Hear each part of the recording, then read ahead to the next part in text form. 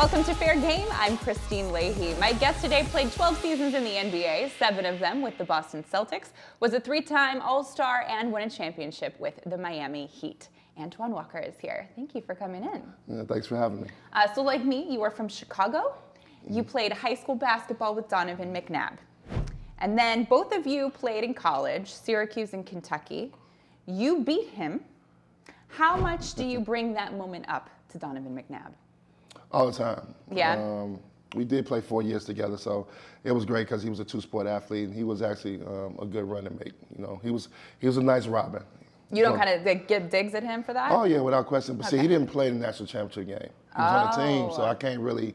I don't really like to jab at him. He ain't play, but he was on the bench. Well, you could just say, hey, you didn't play, you were on the bench. Right there, it's a good shot. I didn't want to. I mean, I knew what he wanted to accomplish, so he didn't get an opportunity. But we played him, you know. So it was good that I got the championship over him, but he didn't play, so I stayed off of him a little bit. But that's my guy, you know, so I don't want to embarrass him. When you were at Kentucky, you played for Rick Pitino, and then you also played for him with the Celtics. Where was he a better coach? Wow, that's a tough one. I would say college. And I think the NBA was a little, he couldn't take the win to losing. When you go from a place where you win 80% of your games and you have to go to the league, and we went in the rebuilding stage, but when he came in, we had only won 15 games, and then we got to 38, and we never really can get over the hump. So he was a better coach in college. And it's hard too, right, when a guy who's used to coaching college kids has to adapt to coaching pros, because they're not exactly going to listen the same way, right? I don't even think he was impatient. I mean, I probably played 2 years, 2.5 years that he coached. I probably played with like 40 different players. I mean, when you build an NBA team, you can't play with like 40 different players. And yeah. He traded Chauncey Billups at All-Star break, his rookie year. So that was like, that's kind of an indication of his impatience and wanting to win right away. I got to ask you about this then, though. So I covered a lot of Louisville games too, and I know Rick Pitino. When everything came out about what was going on, the escorts and the bribes, and that was part of the recruiting process. What did you see in your recruiting process? I didn't see that.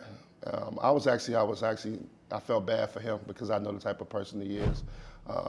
He's not that type of coach. Do you think it was all not true? No, only thing I don't believe, it's hard to say that he didn't know. I know Coach runs a very tight ship. Did I think he probably didn't know the extent of it? No, but it's very hard to get something around Coach because he runs a very tight ship. So that was probably the biggest thing that I took from the story. That was probably like, well, maybe Coach didn't know about it. Probably didn't know how serious it was. Then all this was going on at the level that was going on to. But to his defense, he's not that type of coach where he needs anything to get a kid to come. Did you talk to him after all this came out? Yes. What did he say? Yeah. Obviously, he's disappointed. You know, he still wants to coach.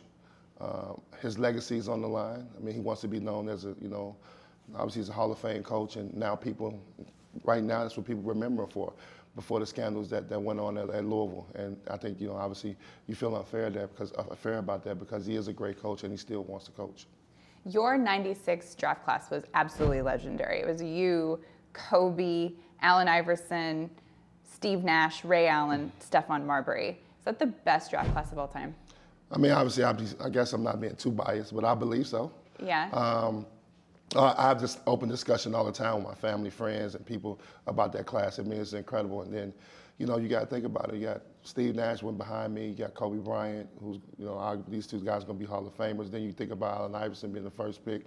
I mean, the list goes on. And I'm always proud to be a part of that class. So let's talk about that. You're drafted by the Celtics, and then your first game in the pros is against Michael Jordan and the Bulls. As a kid who grew up in Chicago, that's got to be pretty cool, right? Oh, it was unbelievable. Yeah. I was actually at awe. Because the first 3 championships, I was a fan. And now, in '96, now it's time for me to play against them, and it was different. I went 1-11 against that team. So in the 3 years, that 96, 97, 98, I went 1-11. Is that because part of you was on the court having a hard time playing because you were a fan? No, part of me was because they were that good. Oh. They were really that good. Okay. I beat them my second year in the league. We beat them opening night. I never won another game after that. Huh. What is that though, like looking at Michael Jordan on the court with you? I was unbelievable for me because I was a true fan. I mean, I was a true Chicago fan with him and Scotty and Dennis, and now I'm actually competing against them. So the first couple times, I was starstruck, honestly, but then after that, I started to try to perform well against them. Then you spent 7 seasons with the Celtics. In 2003, the Celtics traded you to Dallas. Are you still unhappy with the Celtics because of that? I'm unhappy with Danny Ainge, not more so with the Celtics. The Celtics organization was great to me, but Danny came in, it was his first year, and I just felt like he didn't give us a chance. I thought we were right there. We were starting to become a consistent playoff team, and in the way I got traded like right before the first game, so I was really upset about that. You know, I was kind of locked in to going into the next season. So I had a lot of words with Danny. Me and Danny Ainge had a lot of words. We went public. We probably handled it, you know, obviously I didn't handle it like a dope back then. I was upset, but yeah, I'm still upset about that. I wanted to be a Celtic my whole life. What was it specifically about how Danny handled it that rubbed you the wrong way? Well, I thought I was a big part of what the organization was trying to do. I was going into my 7th season. Me and Paul had established ourselves. We had become a consistent playoff team. We were right there in the Eastern Conference. So I thought that we was building something, and it kind of, I was told something different, and it got traded. What were you told?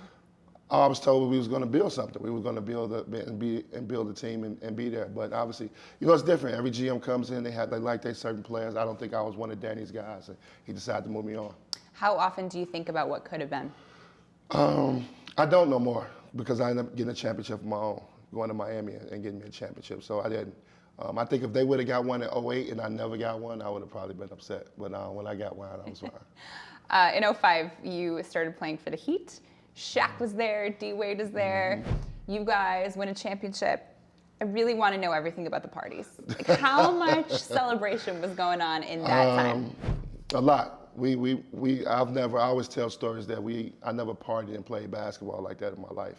Oh, during the season? Oh, during the season, playoffs, after the playoffs, yeah, it was.